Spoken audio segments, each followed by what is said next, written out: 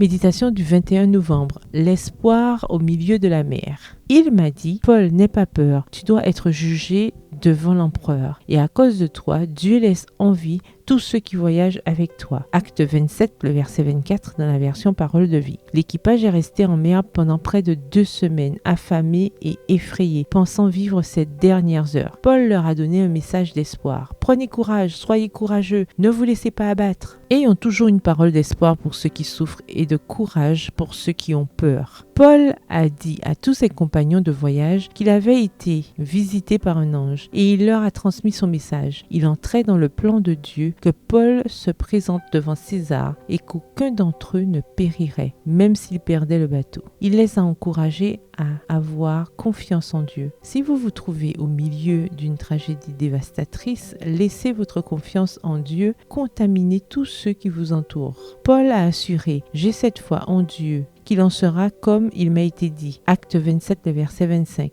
Il n'y avait aucune raison de douter. Aussi, son message a commencé et s'est terminé sur la même exhortation. Prenez courage. Ils ont probablement été surpris qu'un prisonnier donne un message de confiance. Ils n'ont eu aucun doute sur le fait qu'il ne s'agissait pas d'un prisonnier ordinaire, même si des jours de danger et d'angoisse avaient passé et qu'aucune solution ne se profilait, Paul restait confiant. Ne perdez pas la foi, même si vous ne voyez pas la réponse immédiate de Dieu. Ne vous affligez pas et ne doutez pas. Il a entendu votre complainte. La vie religieuse n'est pas faite d'obscurité et de tristesse, mais de paix et de joie qui vont de pair avec une grandeur d'âme et un profond sens du sacré, semblable à ceux du Christ. Le Sauveur ne nous encourage pas à cultiver le doute et la crainte ou à entretenir des pensées sombres sur l'avenir. Tout cela ne soulage aucunement les cœurs.